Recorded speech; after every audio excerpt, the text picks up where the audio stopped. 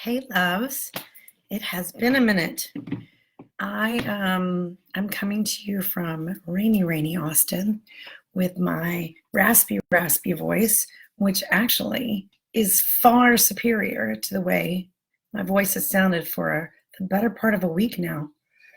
And that has been an interesting journey. So I just thought I would jump on in the middle of this full moon rainy day here in Austin. We've been inundated with rain, and during that period of time, I have been a bit down and out. Hey, Jody, I went and got the raincoat, Jody. Can't wait to tell you about that. That's going to be part of my story today.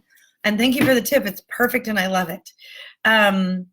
So throughout all this rain and the season changing, I came down with a little something that turned into full-blown laryngitis. And I had, hey, Dave Bell and James, I had no voice for a good 3 or 4 days.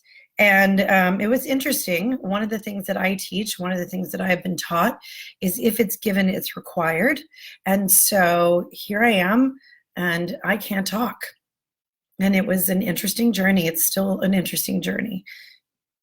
And I'm still uncovering things about that for me. Hey, Shelly. For one, the first thing I noticed when I really couldn't talk, there was 2 or 3 days that I did complete voice rest. I noticed that I felt kind of this suffocating feeling, which was really interesting. And as I sat in that, one of the things that I teach and one of the things that I practice, which I practice everything that I teach, is that the feelings are the hands on the compass that tell us where to go. And rather than get super bunched up about our feelings, can we just stay present to them and curious about them? So I had this curiosity around, wow, that's interesting. I feel like I'm suffocating because I can't breathe, and what might that be about? And as I sat in it more, I realized that my ability to I had certain beliefs about my ability to communicate verbally. One of those beliefs was that that's how I make money.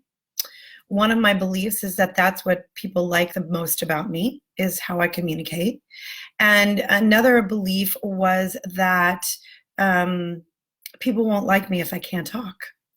And it was a very interesting journey into, wow, are those things true? And as a very little girl, one of my mother's favorite stories to tell about me, and for those of you, hey, Mike, for those of you who are following along, my mother was my greatest teacher. And again, not in the kind of way where you're like, yay, my favorite class. No, it was a hard class, and a really uncomfortable one for the majority of my life. And yet there was this story she used to tell about when I was about 2 years old. We were at the pediatrician's office. His name was Dr. Korn. His name was Dr. Cohen, and I called him Dr. Korn because I thought that's what his name was, which is kind of cute. And my mother tells a story about, there we are, and I'm 2 years old, and I say, Mommy, let's drink our Coke simultaneously. I'm drinking a little Topo Chico because we have no water here. So, Mommy, let's drink our Coke simultaneously. And she loved that moment, and she loved that story. And she doesn't love a whole lot about me. I don't know that she loved much about me, to her admission, before she passed away.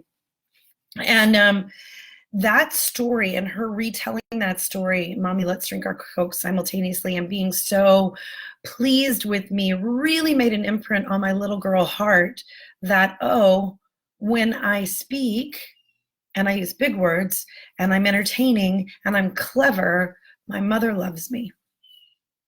So when I speak and people listen and pay attention, I feel loved.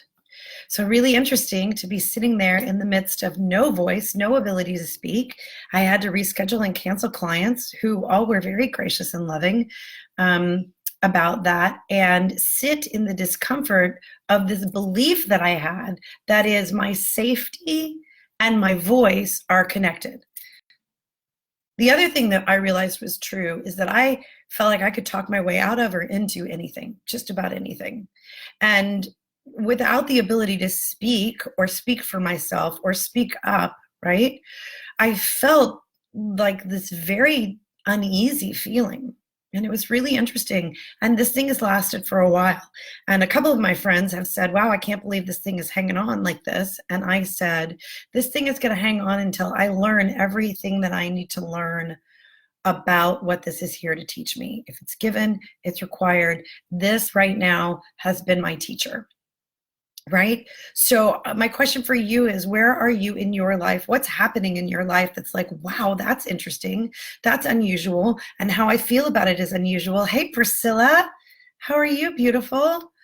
The other thing that's interesting that's happening here in Austin is that we can't use our city water. And hey, David, and I'm hearing we're not going to be able to use our city water for 10 to 14 days. So that means how I brush my teeth is different, and how I make my coffee in the morning is different. And that means good things for the Topo Chico company. I love these little bitty bottles. Miles showed me these bottles. I love them. But it's another way in which my pattern, my normal way of being, is being disrupted. Now, one of the things that I know about me and that I've come to peace with about me in the world is that I'm here to be a disruptor. I am here to be a teacher. And when my clients come to me, they come to me because, hey, this is how my life is going and I don't want it to go this way anymore. Can you help me? And I say, sure. And we're going to shake some things up. So Dr. Joe Dispenza, who I've studied, and I love his work, one of the things he talks about is when you're trying to create change. Hey, Jody, what are you saying? Way to notice powerful insight about your mom. Yeah, mom was my greatest teacher, for sure. So Dr. Joe Dispenza talks about when we are working to create a change in ourselves consciously, we notice that there's a behavior or a belief or something that no longer serves us. The easiest way to do that is to create something that he calls a pattern interrupt, which means we do things in a different way so that we're more conscious. He talks about, rearrange the furniture in your bedroom, or brush your teeth with your left hand if you're right-handed, or what have you. So me not being able to speak is a pattern interrupt. Us not having water in Austin when it's raining so much that there's water everywhere is a pattern interrupt. All of these things give us the opportunity to stay out of our sort of coasting through life way of doing things, right? And I don't know about you guys. I grew up in Houston and lived most of my life in Houston, and we would have big storms come through and the power would go out. Now I would know the power was out in the house because I'd have candles everywhere, but still when I'd walk into a bathroom or into another room, I'd hit that light switch like the lights were going to come on. Hey, Roly, good to see you. Like the lights were going to come on, knowing I knew the lights weren't going to come on. And yet there is something called body memory, right? Body memory. Another great one is if you've ever noticed when they've added a stop sign on your regular route and they put those big kind of orange, notice, or they send things that say that there's going to be a traffic change coming, but still when you come up to where that stop sign now is, even if you know the stop sign's there, you forget. Your body knows how to drive. You don't have to think about it. So body memory is a real thing. And when we want to create change, the pattern interrupt helps us stay conscious, right? Can't tell you how many times I've gone to the sink and just turned the water on because there is physical water. It's just not water I'm supposed to be drinking or consuming, right? So I have to stay super conscious and not in my rote way of being. And that's what a pattern interrupt does. A pattern interrupt stops you from being in that normal rote way of being. So, hey, Sonia. So I am just now getting my voice back. And what I can tell you is what's interesting is if I'm coaching a lot or if I'm speaking a lot right now, by the end of the day, my voice will feel fatigued and I will need to be quiet. Hey, Rhonda Khan. I will need to be quiet. And every day I get to revisit that belief that says, am I lovable if I can't speak? Or am I only at my most lovable when I can speak? My most valued, my most valuable. And it comes right back to that memory of let's drink our Coke simultaneously, little 2-year-old Tracy, who in truth was absolutely precious and perfect and loved and lovable in every moment. And what happens is our parents and teachers and older brothers and sisters, but especially our parents, way of being makes an imprint on us, a template that's left on us. And that is what we believe until we really take it out and look at it and go, wow, of course I don't believe that. But it runs the script in our body over and over and over, unless and until we take it out and really examine it. Really says, even after years, you are distracted and you forget to stop, the sign is there. Yes, totally. That's totally true. So where else are we unconscious in our life? And for me, and I have a really dear friend who came over this week and wanted some love and some support, and I was only too happy to give it to her. And she was telling me about a physical ailment she was having, and I said, that's your body trying to get your attention, right? So if we don't listen to the feelings, if we're not paying attention to the hands on the compass, which are our emotions, right? I had something bubble up today, this morning. It was a huge, old anxiety story, not at all based in the reality of my relationships today. And it got me, it just gripped me like nobody's business. I felt like I was, trying to keep two parts of me at bay. There was this part of me that goes, none of that is true. And then there was that ego mind that just wanted to come in and tell all these stories and all these stories and all these stories. And my body was responding in the same old way. Now, consciously and intellectually, I knew none of what this fear story was running. And fear is, I believe, because as a student of Course in Miracles, fear is the absence of love.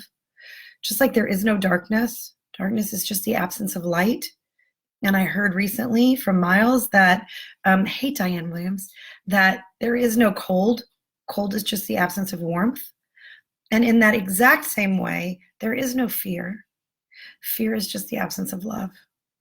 So here I am, a teacher of love, a student and a teacher of A Course in Miracles. Hey, Keith. And I'm having my own dilemma this morning of this loveless story, this fear story, gripping my body and my body responding to it, while I'm simultaneously going, none of that is true. None of that is true. I know and I believe that none of it is true. And yet physically I was having all of the emotions, all of the physical sensations of what happens for me when I feel anxious or when I feel afraid. And so what did I do? I did what I tell my clients to do. I sat down and I tapped. Now, if you don't know Emotional Freedom Technique, I highly recommend you check it out. It looks ridiculous and it sounds crazy, but it is brilliant. And it's something that I incorporate in my own practice, and I certainly teach to my clients, but Emotional Freedom Technique is free to anyone. It's very easy to go to YouTube and look up Emotional Freedom Technique for anxiety, Emotional Freedom Technique for sleep, for weight loss, for anything. And I'm a huge fan of Emotional Freedom Technique. And I've used it with one of my clients. I recently introduced it to him, and he is now proselytizing for EFT.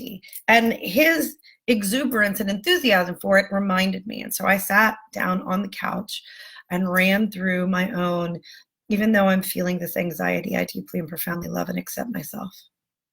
Even though I know that these stories aren't true, and yet my body is responding as if they are, I deeply and profoundly love and accept myself. And there are these meridians on your body where you just tap inside of your wrist, outside of your wrist, karate chop in your hand, karate chop in your other hand, that will help shift the beliefs and release that energy. Because the truth is, this story that I was running in my head this morning, this belief that I'm only lovable if I can speak, all of those things are just trapped energy in my body. And they just want to be named and validated and released.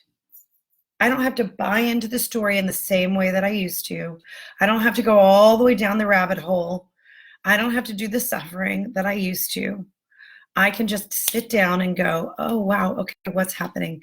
My dear friend and mentor, Louise Laffey, talks about burning the feelings clean. When I can sit with that emotion, and what I can tell you to be sure is that what I was feeling this morning, when I think the thoughts that I was thinking this morning, there is no physical charge in my body at all anymore. And that is how you know that it is gone. Suki Sophia is saying hello.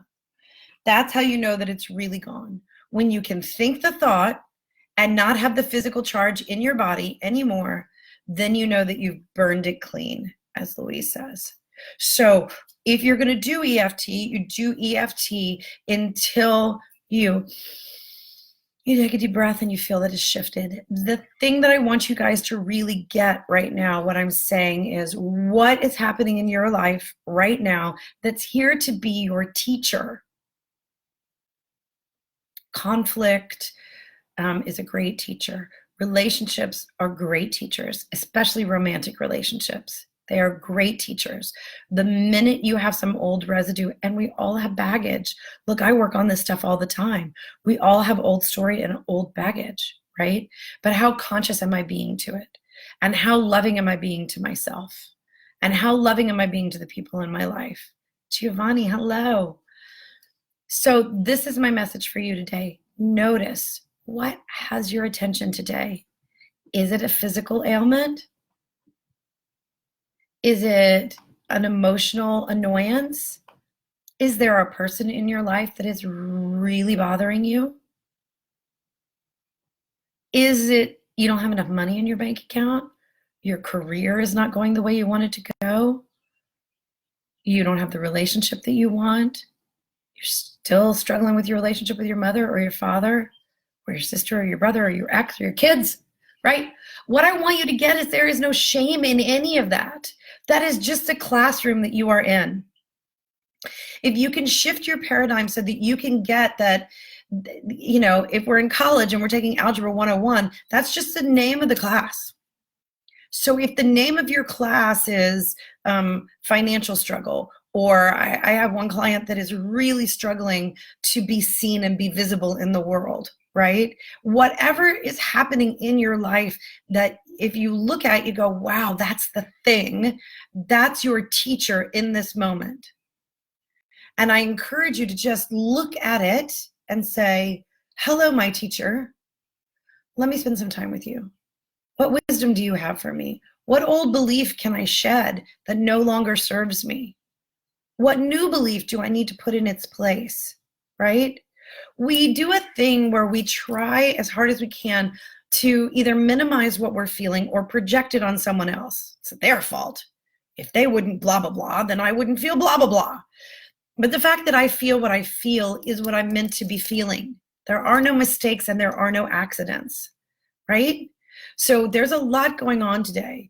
Today's a full moon. Hey, Marlene. Today's a full moon. We're in the middle of election stuff. There are bombs that are getting delivered to people. Horrible things that are happening in our world. And I'm going to tell you from my big, juicy heart to your heart, your big, juicy heart, that if we can learn to love ourselves, if we can truly love ourselves, hey, my Zachary, when we can truly learn to love ourselves, fully love ourselves. I had a really wonky morning this morning, and I loved myself through that. I didn't judge myself. I didn't criticize myself. I let myself be supported by a friend, and I didn't make myself wrong. Hey, but you're the teacher. You're not supposed to have this stuff. No, I'm still human. And I've got to love myself through those moments too, as crazy as they may feel when they're happening, right? So if and when you can truly love yourself in all parts of you are lovable. The light and the shadow, the parts of you that you're proud of and the parts of you that you're not. Even the part of you that ego mind wants to say, don't let anybody ever know that. Don't ever tell anybody that story. Because if they knew, wow, they'd judge you. That's you judging you. That's not true. Zachary Robinson, who just joined us, he's one of my besties. That man and I can tell each other anything, and I know he's going to love me, and he knows I'm going to love him. Find those people in your life, and then be that for yourself, and be that for someone else. It is much easier for us to do that for other people than it is for us to do that for ourselves, but we must. I know that this is my thing. I am a teacher of self-love, and my whole life has been set up for this purpose. And I am telling you, whoever those people are that are leaving bombs on people's doorsteps, that are spewing hate, that are in the violence of their own heart and mind and belief, those people are not loving themselves. Full stop. Full stop. So, where is your teacher in your life today? And I don't mean like that Tracy's a teacher. I mean, what classroom are you in? What is here to teach you something? What has your attention? What is annoying the crap out of you? What is it? Be with that. Love it. Be in non-resistance to it, as difficult as that is. And if you want to learn how to do these things, find yourself a Yoda. Find a teacher in your world. I'm just one of them, right? And if you want to come work with me, come work with me. There's easy ways to do it. But my point is, find someone. Hey, Brian Kurtz. Find someone in your life. Brian Kurtz is a teacher. He's a beautiful teacher. Zachary's a teacher. The truth is we are all teachers, right? We are all teachers, and we are all here teaching something. People are watching us, whether we're a parent or we're not a parent, whether we have coworkers, whatever it is. People are always watching and learning from us. What are you teaching people? What are you teaching people about you, right? And where can you find your teacher that's going to help you learn to love yourself more than you ever have before? Like the mostest, like the biggest and the mostest. No matter what's happening in your life, no matter what beliefs you've hung on to and how ever long you've hung on to them, it is never, ever, ever too late. You're welcome, Brian Kurtz, for being one of your teachers. Back at you, my friend, my brother, my love. So I'm coughing. I'm going to stop talking. I have missed talking to you guys. I have missed being on here. I truly love what I do and who I get to be in the world. And it's been a minute. It's been a trip not to be able to connect and to feel and find other ways to connect with you guys and other ways to connect with my lovability. So there will be more for sure. I love you very much. And I'm going to encourage you to figure out what is your classroom? What classroom are you in right now? What has your attention? What's bothering you? Where are you working? Be really clear about what that is and do your level best not to be in resistance to it. Do your level best to embrace it, just like the hardest word problem you've ever worked on. They're not fun. But when you finish it, man, they feel really good. Okay? And then find your teachers. They may be your friends. They may be somebody like me. They may be a priest or a rabbi or somebody in a religion. They may be someone like Brian or Zachary. There are lots and lots of teachers in the world right now. Find someone that can help you learn how to love yourself way more fully. I'm still working on it, and you can too. Thanks, Marlene. I just got them done. And the color's called We Are Female. I didn't pick it for that, but I don't mind. Anyway, clink from my Topo Chico to yours, or whatever you're drinking. Big love from my juicy heart to yours. I love you guys.